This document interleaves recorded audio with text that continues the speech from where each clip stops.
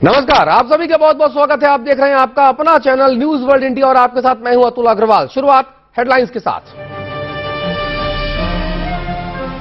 पठानकोट पर हुए आतंकवादी हमले से हलकान सरकार, प्रधानमंत्री नरेंद्र मोदी कर रहे हैं एनएसए और विदेश सचिव के साथ उच्च स्तरीय बैठक।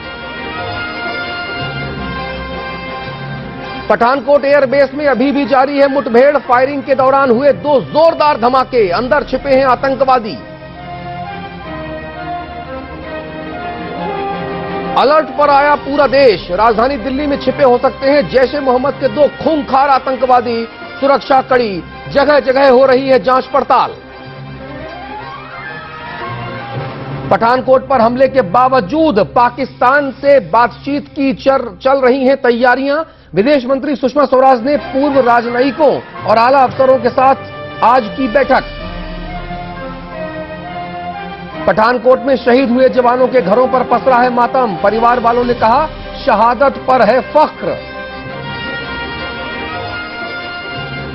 और नागपुर के पास करहांडला में बीच सड़क पर सवारी गाड़ी के बेहद नजदीक आया बाघ, मुसाफिरों के उड़े होश, कैमरे में कैद हुई तस्वीरें।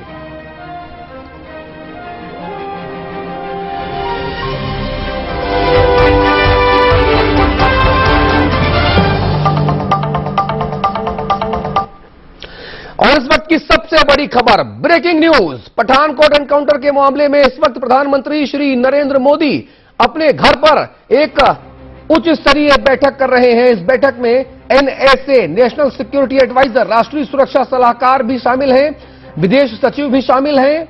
और शनिवार सुबह से यह एनकाउंटर चल रहा है। पठानकोट पर पाकिस्तान से आए आतंकवादियों ने हमला बोला है।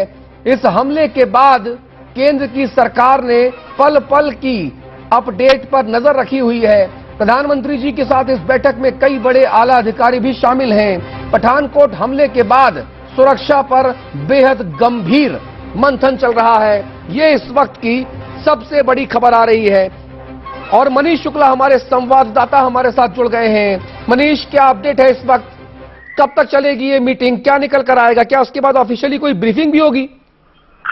देखिए, बिल्कुल जिस तरह पठानकोट में आतंकी हमला हुआ है उसको लेकर प्रधानमंत्री पल पल की जानकारी इसको लेकर ले रहे हैं कि क्या ऑपरेशन चल रहा है, उसको लेकर ताजा जो अपडेट है वो क्या आ रहे हैं और अब क्या इसको लेकर करना चाहिए। और इसी को लेकर प्रधानमंत्री नरेंद्र मोदी ने एक उच्च स्तरीय बैठक की है जिसमें अजीत डोभाल जो राष्ट्रीय सुरक्षा सलाहकार हैं वो मौजूद रहे, विदेश सचिव मौजूद रहे और सेना के कई बड़े अधिकारी मौजूद रहे। तो कह सकते हैं प्रधानमंत्री नरेंद्र मोदी सीधी अपनी नजर बनाए हुए हैं और इसको लेकर अब भारत की क्या रणनीति रहनी चाहिए, क्योंकि इस ऑपरेशन जो फिलहाल चल रहा है और इसको लेकर अब भारत की क्या रणनीति रहेगी, इसको लेकर मंथन हुआ है। और जो भारत में एयरबेस स्टेशन हैं उनकी सुरक्षा अभी क्या समीक्षा है वो की गई है। और प्रधानमंत्री ने सीधे निर्देश दिए हैं कि सुरक्षा में कोई भी कोताही नहीं बरती जानी चाहिए और जहां जरूरत महसूस हो सुरक्षा बढ़ाई जानी चाहिए। और साथ ही साथ पाकिस्तान का इसमें क्या इन्वॉल्वमेंट है इसकी जानकारी पीएमओ ने ली है।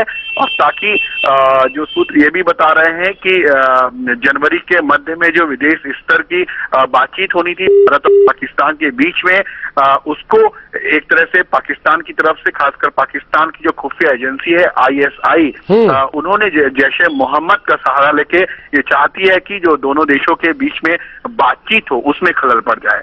अच्छा, अब देखने वाली बात होगी कि भारत और पाकिस्तान के बीच में संबंधों में किस तरह जो आतंकी हमला हुआ है इसका असर क्या पड़ता है। जी मनीष, आप रहिएगा हमारे साथ। इस बीच एक बड़ी खबर और आ रही है कि पठानकोट में आतंकवादियों से मुकाबला जारी है, वहीं पाकिस्तान से बातचीत के लिए भारत की तैयारी भी है। विदेश मंत्री सुषमा स्वराज ने आज इसी बारे में एक मीटिंग की है जिसमें पूर्व विदेश सचिव और हाई कमिश्नर्स को न्योता दिया गया था। इनमें एसके लांबा, पार्थ सारथी, श्याम सरन, शिव शंकर मेनन, सत्यव्रत पाल, शरद सबरवाल और टीएसए राघवन शामिल हैं। सरकार ने इस बैठक के बारे में कोई ब्यौरा नहीं दिया है, हालांकि इसे पाकिस्तान के साथ रणनीति पर कूटनीतिक विचार विमर्श का नाम दिया गया है। पठानकोट में हमले के बाद भारत और पाकिस्तान के बीच बातचीत को लेकर संशय के बादल बनने लगे हैं। इसे देखते हुए इस बैठक को अहम माना जा रहा है। मनीष, ये दोनों खबरें अगर मैं एक के साथ एक रख के देखूं, एक तरफ प्रधानमंत्री जी, राष्ट्रीय सुरक्षा सलाहकार, तमाम बड़े अधिकारी इस हमले से निपटने की बात कर रहे हैं और कैसे हमलावरों को, आतंकवादियों को रोका जाए, इसकी रणनीति पर गंभीर विचार विमर्श हो रहा है। दूसरी तरफ हमारे देश की विदेश मंत्री तमाम दूसरे नेताओं, तो दूसरे अधिकारियों के साथ मिलकर पाकिस्तान से कॉर्डियल रिलेशन कैसे बनाए जाएं, इसकी बात हो रही है। तो जो विपक्ष आरोप लगाता रहा है, जो भारतीय जनता पार्टी कहती रही है कि साहब गोली और बोली एक साथ कैसे चलेगी, ये विरोधाभास सरकार के भीतर ही दिख रहा है मनीष। जी बिल्कुल, देखिए भारतीय जनता पार्टी शुरू से ही कहती आई है कि आतंकवाद और बातचीत दोनों एक साथ नहीं चल सकते हैं और सरकार बराबर पाकिस्तान को यही संदेश दिया है कि हम बातचीत करेंगे, खासकर आतंकवाद को लेकर, तभी कुछ हो पाएगा। और पाकिस्तान को सीधे सीधे भारत ने कई बार संदेश दे चुका है कि आतंकवाद जो पाकिस्तान की तरफ से प्रायोजित होता रहा है भारत के खिलाफ, उसको रोका जाए और तभी दोनों देशों के बीच में अच्छे संबंध रहेंगे। चूंकि अंतर्राष्ट्रीय स्तर पर भारत हमेशा ये कहता आया है कि हम अपने पड़ोसी देश के साथ संबंध अच्छे चाहते हैं, लेकिन आतंकवाद की एक बड़ी चुनौती है, इससे निपटना जरूरी है। और भारत पाकिस्तान को भी कड़े शब्दों में कहता आया है। अब रही एक तरफ नरेंद्र मोदी प्रधानमंत्री जो बैठक कर रहे हैं एनएसए अजीत डोभाल और उच्च अधिकारियों के साथ, तो पूरी जानकारी लेना चाहते हैं कि आखिर ऑपरेशन में जो चल रहा है और खास करके जो पाकिस्तान का कनेक्शन है इस आतंकी अटैक में, उसको लेकर, और साथ ही साथ मनीष मैं आऊंगा आपके पास, मनीष मैं आपके पास आऊंगा। उम्मीद करेंगे कि प्रधानमंत्री जी जो बैठक कर रहे हैं उस बैठक के बाद अगर प्रेस से बातचीत होए और प्रेस को ब्रीफिंग की जाए तो हम मनीष के पास दोबारा चलेंगे। लेकिन एक अहम सवाल यहां पर यह है कि आखिरकार इतना विरोधाभास क्यों है? आतंकवादी पाकिस्तान से आए हैं, आतंकवादियों के पास पाकिस्तान की सेना के दस्तावेज मिले हैं, आतंकवादी लगातार हमला कर रहे हैं और इस हमले के बीच में अगर सरकारों के बीच में, सरकार में इस तरह से मतभेद दिखेंगे तो कहीं ना कहीं यह बड़ा चुनौती है और विपक्ष इसीलिए सरकार को आड़े हाथों लेता है। उधर पठानकोट में एयरफोर्स बेस पर कल तड़के 3 बजे हुए आतंकवादी हमले के बाद से लगभग 43 घंटे बीत चुके हैं। कल 4 आतंकवादियों के मारे जाने की खबर आई थी और आज कहा जा रहा है कि 2 और आतंकवादियों को ढेर कर दिया गया, लेकिन सुरक्षा बल अब भी ऑपरेशन के खत्म होने से इनकार कर रहे हैं। हम आपको बताते हैं कि आज सुबह से अब तक पठानकोट में आखिरकार हुआ क्या क्या है। जी, पठानकोट एनकाउंटर जारी है। 2000 एकड़ में फैला है पठानकोट का पूरा एयरबेस। लगभग 300 एकड़ के इलाके में सर्च ऑपरेशन लगातार जारी है। एक इमारत में 2 आतंकवादियों के छिपे होने की खबर थी और ड्रोन से आतंकवादियों की लोकेशन को ट्रेस किया गया। इसके बाद सेना और स्पेशल प्रोटेक्शन ग्रुप ने ऑपरेशन को तेज किया। एनएसजी कमांडो भी इनके साथ थे। दोपहर में 5वें आतंकवादी के मारे जाने की खबर थी। दोपहर बाद एयरबेस में एक बड़ा धमाका हुआ। इसमें आईईडी धमाके में लेफ्टिनेंट कर्नल जो हैं वो शहीद हो गए। शहीदों की संख्या बढ़कर 7 हो गई। तो ये अपडेट हम आपको लगातार दे रहे हैं। उधर पंजाब के उप मुख्यमंत्री सुखबीर सिंह बादल ने बीएसएफ जवानों की संख्या बढ़ाने की केंद्र सरकार से मांग की है। इसके बाद अंधेरा बढ़ने पर एयरबेस के भीतर से फिर एक तेज धमाके की आवाज आई। आतंकवादियों के पास से AK-47 assault rifles, grenade launchers, mortar rifles, GPS system यह बरामद किया गया है। उधर केंद्रीय गृह सचिव राजीव महर्षि ने और एयरफोर्स के अधिकारियों ने एक प्रेस कॉन्फ्रेंस की है। शाम 6 बजे मीडिया को एयरबेस के भीतर बुलाया गया था। हमारे संवाददाता दीपक खजूरिया भी भीतर गए थे। रात 8 बजे प्रधानमंत्री जी ने एक उच्च स्तरीय बैठक बुलाई और यह बैठक अभी जारी है। इसी बीच खबर यह भी आई कि भारत की विदेश मंत्री सुषमा स्वराज जी ने पाकिस्तान के साथ रिश्तों को सुधारने के लिए एक और बैठक आज दिन में बुलाई थी, जिसमें उन तमाम तरीकों पर बातचीत की गई कि आखिरकार कैसे पाकिस्तान के साथ रिश्तों को सुधारा जा सकता है। खैर, अब हम आपको 3 तस्वीरें दिखाते हैं जिसमें कल से जारी पठानकोट एनकाउंटर को दिखाने की लगातार कोशिश हम कर रहे हैं। पहली तस्वीर में आज एयरबेस में हुए धमाके से उठा धुआं दिखाई दे रहा है।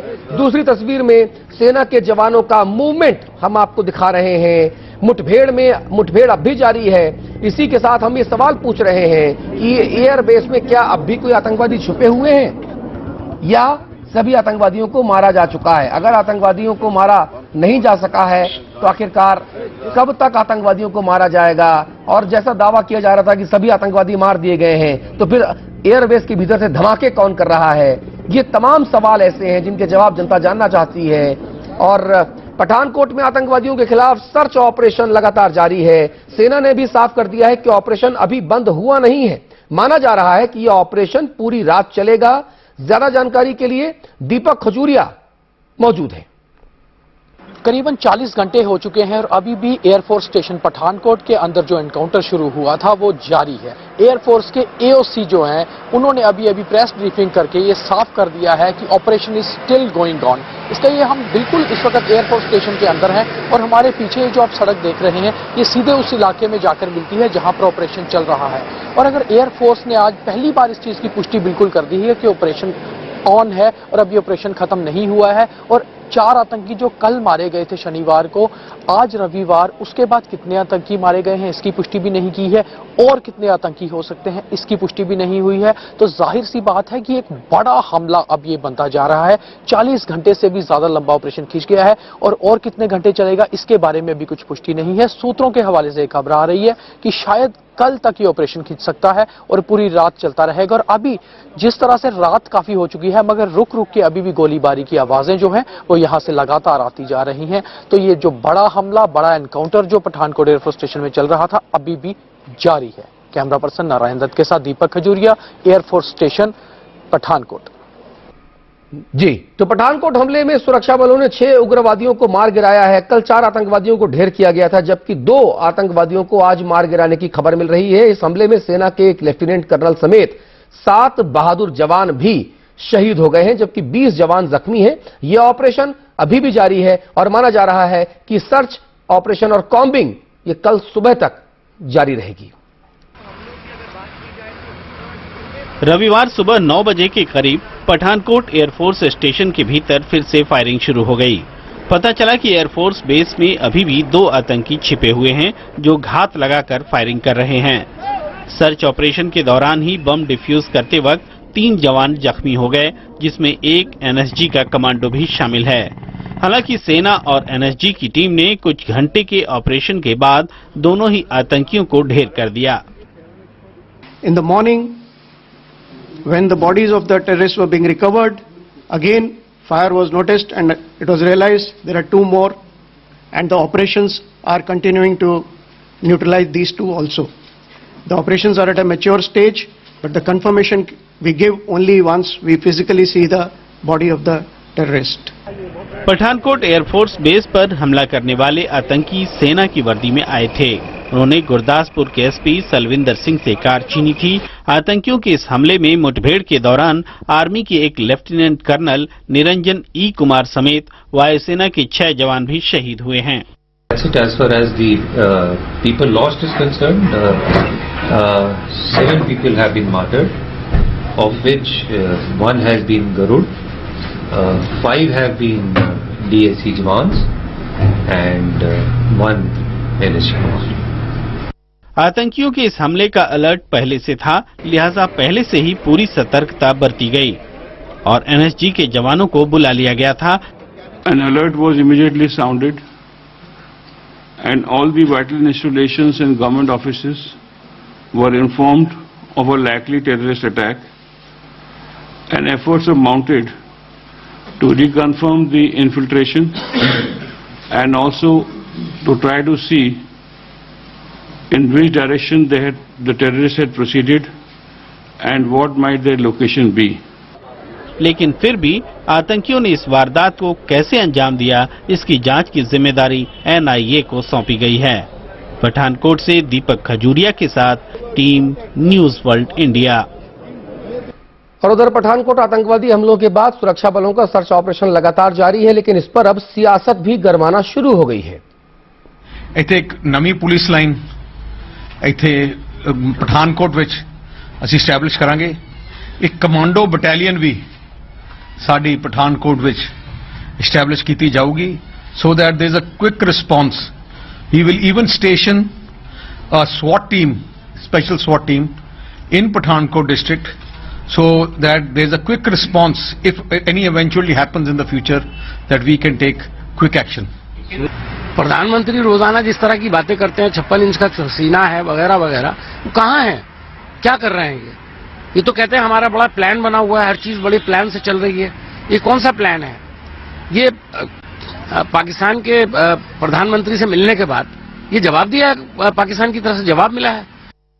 कुछ लोग जिन्हें लगता है कि वो आतंकवाद के बिना जिंदा नहीं रह सकते, आतंकवाद को प्रायोजित किए बिना रह नहीं सकते, वो इस तरह की चीजों को अपनी आंखों के सामने देख रहे हैं। ये बहुत गंभीर बात है और भारत के लोग और श्री नरेंद्र मोदी जी की सरकार, एक बात बहुत स्पष्ट है, यही पूरे दुनिया को और उन लोगों को भी, उन आतंकवाद के आकाओं को भी सबक भी है और संदेश भी है कि हम आतंकवाद के प्रति जीरो टॉलरेंस नीति पे काम करते हैं। उधर पठानकोट में शहीद हुए जवानों के घरों में मातम पसरा हुआ है। परिवार वालों को अपनों की शहादत का गम तो है, लेकिन गर्व भी है, गौरव है, फक्र है कि उनका अपना अपने देश के लिए कुर्बान हुआ है। ये इससे बड़ी गर्व की जो भावना है वो और कोई नहीं हो सकती। हम यहां पर आपको दिखा रहे हैं अंबाला के गुरसेवक सिंह और गुरदासपुर के फतेह सिंह और कुलवंत सिंह के घरों की तस्वीरें, जहां लोग गम में डूबे हुए हैं, लेकिन उनके दिल में, उनके दिमाग में एक गौरव की भावना भी है कि उनका अपना बेटा, उनका अपना भाई, उनका अपना लाडला अपनी मिट्टी के लिए, अपनी सरजमी के लिए बलिदान हो गया, कुर्बान हो गया। और इससे बड़ा सम्मान और कोई नहीं हो सकता। और अंबाला के गरनाला गांव में शोक की लहर है। इस गांव का जवान बेटा गुरसेवक सिंह पठानकोट में खूंखार आतंकवादियों के साथ लड़ते हुए शहीद हो गया। गुरसेवक सिंह की अभी हाल ही में शादी हुई थी। पठानकोट से आई खबर से अंबाला के गांव गरनाला में मातम पसरा है। ये घर है आतंकियों से लड़ते लड़ते शहीद हुए एयरफोर्स के जवान गुरसेवक सिंह का। इस परिवार पर कितना बड़ा पहाड़ टूटा है, इसका तो सिर्फ अंदाजा इसी से लगाया जा सकता है कि शहीद की पत्नी के हाथ से शादी की मेहंदी का रंग भी पूरी तरह से नहीं छूटा। उनकी शहादत की खबर आ गई। उनके कुर्बान होने की खबर से पिता को सदमा तो लगा ही, लेकिन उससे ज्यादा उन्हें अपने बेटे की शहादत पर फख्र है। मेरे बेटे ने अपनी जान दी है, देश के लिए बलिदान दिया है, मुझे इस बात का गर्व है। दुखी इसी बात का है। थोड़ा बेटा था, मेरे पास रहता था, मेरा सहारा था जो खत्म हो गया। गुरसेवक सिंह के बड़े भाई भी भारतीय सेना में तैनात हैं। पठानकोट से उन्हीं के पास गुरसेवक के शहीद होने की खबर आई। कपल थे जी और हार्ड वर्कर बहुत ज्यादा थे जी। एयरफोर्स के अंदर जितने भी गरुड्स हैं वो सारे 6 साल बाद कपल बनते हैं जी, लेकिन इनको सीओ साहब ने 4.5 साल बाद ही कपल बना दिया था इनका हार्ड वर्किंग देख के। गुरसेवक करीब 5.5 साल से एयरफोर्स में तैनात थे। सिर्फ 26 साल की उम्र में वो देश के लिए शहीद हो गए। Kamalpreet Sabharwal, news world India, Ambala. और पठानकोट हमले में हुए आतंकवादी जो हमला हुआ उसमें शहीद होने वाले जवानों में से 2 गुरदासपुर जिले के हैं। ये हैं गांव झंडा गुजरा के कैप्टन फतेह सिंह और इसी जिले के चक शरीफ निवासी हवलदार कुलवंत सिंह। गुरदासपुर के गांव झंडा गुजरा में हर आंखें नम है, हर दरवाजे पर मातम पसरा है। ये गांव कैप्टन फतेह सिंह का है जो पठानकोट हमले में शहीद हुए हैं। वो 15 डोगरा रेजिमेंट में सेवा देने के बाद दोबारा डिफेंस सिक्योरिटी कॉर्प्स में नियुक्त हुए थे। 15 डोगरा रेजिमेंट में वो सूबेदार मेजर से हनी कैप्टन तक के पद पर काम कर चुके थे। उन्होंने अपने गांव में कोठी बनवाई थी, लेकिन उसमें रहने से पहले ही देश के लिए कुर्बान हो गए। फतेह सिंह का बड़ा बेटा भी सेना में है। हाँ जी, वो तो छोटा बेटा है, बेटी है, बड़ा बेटा ना फौज भर्ती है आर्मी में। फौज होर भी परिवार से कोई है नहीं? और नहीं। उन्होंने आप फौज में सीखे, फिर बेटे ने फौज? हाँ, बेटे ने फौज में। गुरदासपुर के ही चक शरीफ गांव भी शोक की लहर में है। इसी गांव के कुलवंत सिंह सेना की नौकरी करने के बाद दोबारा डीएससी में हवलदार के तौर पर तैनात हुए थे। वो 10 दिन की छुट्टी मनाकर पिछले 29 दिसंबर को ही पठानकोट लौटे थे। खबर एक तो पता लगा कि सवेरे 3 बजे अतवादी आए हैं ते उन्होंने उनके पहला हमला किया। इन्होंने भी अगों मुकाबला किया। शहीदों के घर अब सिर्फ मातम है। परिवार वालों के लिए वीर जवानों की यादें अब देश के लिए उनकी शहादत के तौर पर बच गई है। Team news world India. हमको आपको इस देश को सुरक्षित रखने के लिए अपनी जान कुर्बान करने वाले इन बहादुर जांबाज जवानों को हमारा सलाम। बहुत बड़ा बलिदान है, बहुत बड़ी कुर्बानी है ये, और उनके परिवार वालों को इस बात का गर्व है, इस बात का फख्र है। हालांकि अपनों के जाने का दुख भी उनके परिजनों को सता रहा है। आतंकवादी खतरे को देखते हुए राजधानी दिल्ली में सुरक्षा बढ़ा दी गई है। पठानकोट में हुए आतंकवादी हमले के बाद दिल्ली में हाई अलर्ट जारी कर दिया गया है। वहीं दिल्ली पुलिस ने भी राजधानी में सुरक्षा व्यवस्था के चाक चौबंद होने का दावा किया है। देश की राजधानी हाई अलर्ट पर है। दिल्ली की सड़कों पर सुरक्षा कर्मियों की संख्या बढ़ा दी गई है। सरकारी ठिकानों से लेकर ऊंची बिल्डिंग्स कड़े पहरे में हैं। होटल, रेस्टोरेंट पर भी दिल्ली पुलिस की पैनी नजर है। दिल्ली पुलिस के मुताबिक राजधानी में नाकेबंदी बढ़ा दी गई है। वहीं पीसीआर गाड़ियों को गश्ती बढ़ाने के आदेश दिए गए हैं। सभी फील्ड ऑफिसर्स को अपने ही इलाके में रहने को कहा गया है। दिल्ली पुलिस के आला अधिकारियों का सीधा सा आदेश है, कोई ढील नहीं बरती जाए। सभी को इंस्ट्रक्शन दिए गए हैं कि बिल्कुल अलर्ट रहें और उनका रेस्पॉन्स टाइम बहुत क्विक हो। इमीडिएटली किसी भी जगह जहां अगर कोई इस तरह की एक्टिविटी होती है या टेररिस्ट एक्टिविटी होती है तो इमीडिएटली फोर्स पहुंच के वहां पे सारे एंटी टेररिस्ट मेजर ले और काउंटर करें। उधर दिल्ली के रेलवे स्टेशनों, मेट्रो स्टेशन और हवाई अड्डों पर भी सुरक्षा का पहरा बढ़ा दिया गया है। इसके साथ ही दिल्ली के पर्यटन स्थलों की सुरक्षा पर भी खास ध्यान दिया जा रहा है। वहीं दिल्ली पुलिस लगातार सुरक्षा से जुड़ी तमाम एजेंसीज के साथ हाई लेवल मीटिंग्स कर रही है। दिल्ली पुलिस का दावा है कि उसने सभी एंटी टेरर मेजर्स ले रखे हैं और वो पूरी तरह सक्षम है। जो रेलवे स्टेशन और मेट्रो स्टेशन है वहां भी सुरक्षा बढ़ाई गई है। जितनी भी रेलवे स्टेशन रेलवेज ट्रेन यहाँ से ओरिजिनेट हो रही हैं, सारी रेलवे ट्रेन में चेकिंग कर रहे हैं। जनरल पैसेंजर जो आ रहे हैं उनकी भी चेकिंग कर रहे हैं। तो एक जनरल सब जगह हमने चेकिंग स्टार्ट कर दी है। खबरों के मुताबिक सुरक्षा एजेंसियों का अलर्ट है कि जैश ए मोहम्मद के 2 आतंकी राजधानी में हैं और पठानकोट जैसे ही फिदायीन हमले को अंजाम दे सकते हैं। हालांकि पुलिस एक जनरल अलर्ट की बात तो कर रही है, लेकिन कुछ सूचनाएं शेयर करने से इनकार भी कर रही है। साफ है, राजधानी पर खतरा और बढ़ गया है। Team news world India.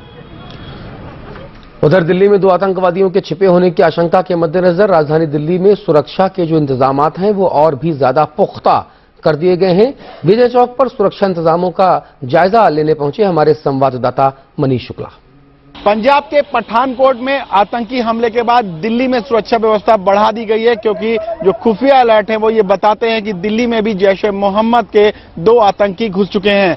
हम आपको दिखाना चाहेंगे दिल्ली में विजय चौक का वो नजारा जो संसद भवन, गृह मंत्रालय, रक्षा मंत्रालय और राष्ट्रपति भवन के पास जो सुरक्षा व्यवस्था है वो काफी कड़ी कर दी गई है। अमूमन शाम को यहां राष्ट्रपति भवन की तरफ गाड़ियों को जाने दिया जाता है, लेकिन अभी हम देख सकते हैं कि यहां पे काफी जो सुरक्षा व्यवस्था है चाक चौबंद कर दी गई है। जो दिल्ली पुलिस के जवान हैं वो पूरी तरह से सतर्क हैं, अलर्ट हैं। यहां पे किसी भी गाड़ी को अब अंदर नहीं जाने दिया जा रहा है। सुरक्षा के जवान हैं वो पूरी तरह दिखाना चाहेंगे, हथियारबंद जवान हैं जो पूरी तरह से मुस्तैद हैं ताकि किसी भी घटना से निपटा जा सके। और साथ ही साथ हम दिखाना चाहेंगे बुलेट प्रूफ जैकेट पहने यहां दिल्ली पुलिस के जवान हैं, अधिकारी हैं जो मौजूद हैं। बुलेट प्रूफ जैकेट जो किसी भी परिस्थिति से निपटने के लिए ताकि अपने को सेफ रखा जा सके, दिल्ली पुलिस के जवान तैनात हैं। हम जानना चाहेंगे दिल्ली पुलिस के जो अधिकारी हमारे साथ हैं उनसे कि कितनी कड़ी सुरक्षा व्यवस्था की जा रही है। सर, दिल्ली पुलिस पूरी तरह अलर्ट है और यहाँ जो वीवीआईपी इलाका है संसद भवन के पास का,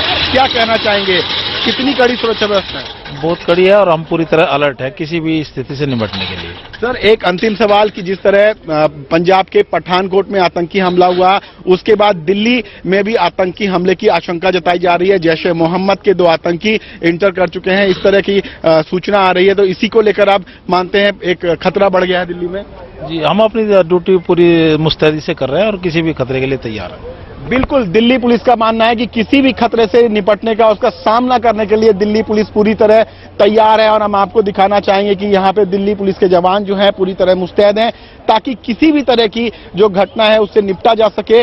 पूरी तरह जो जवान हैं वो हथियारबंद जवान हैं, यहाँ मुस्तैद किए गए हैं ताकि कोई भी घटना दिल्ली में ना हो सके, क्योंकि बराबर ये खुफिया विभाग की तरफ से इनपुट्स आ रहे थे कि दिल्ली जो है खासकर आतंकियों के निशाने पर है। अब इस तरह के गृह मंत्रालय की तरफ से बार बार एडवाइजरी जारी की गई थी सभी राज्यों को कि सतर्क रहा जाए सुरक्षा को लेकर, ताकि कोई भी आतंकी संगठन दिल्ली को निशाना ना बना पाए। नई दिल्ली से कैमरामैन यशपाल के साथ Manish Shukla, news world India. और पठानकोट में आतंकवादी हमले के बाद पूरे देश में अलर्ट जारी किया गया है। राजधानी दिल्ली में जैश ए मोहम्मद के 2 खूंखार आतंकवादियों के घुस आने की खबर है, लिहाजा दिल्ली में सुरक्षा व्यवस्था कड़ी कर दी गई है। जैसा हमने आपको दिखाया भी, उधर आगरा में भी पुलिस मुस्तैद है, जहां आने जाने वाले लोगों पर पूरी निगाहें रखी जा रही हैं। हिमाचल प्रदेश के धर्मशाला में पुलिस चौकस है। वहीं जम्मू कश्मीर के रियासी की भी तस्वीरें आपकी टेलीविजन स्क्रीन पर हम आपको दिखा रहे हैं, जहां सतर्कता अपने चरम पर है। धर्मनगरी हरिद्वार को अलर्ट किया गया है, जबकि गुजरात के राजकोट में भी आतंकवादी हमले की आशंका को देखते हुए सुरक्षा व्यवस्था बेहद चाक चौबंद कर दी गई है। तो 6 तस्वीरें हम आपकी टीवी स्क्रीन पर दिखा रहे हैं। दिल्ली, आगरा, धर्मशाला, जम्मू कश्मीर, हिमाचल प्रदेश, हरिद्वार और राजकोट, ये 6 तस्वीरें आपकी टीवी स्क्रीन पर हैं। आप देखिए किस तरह से एक के बाद एक सुरक्षा के जो इंतजामात हैं वो बेहद पुख्ता, बेहद कड़े किए जा चुके हैं। और इस बुलेटिन में फिलहाल अभी इतना ही, लेकिन आपके अपने चैनल न्यूज वर्ल्ड इंडिया पर खबरों का सिलसिला लगातार जारी है, इसलिए आप देख रहे हैं और देखते रहिए न्यूज वर्ल्ड इंडिया। नमस्कार।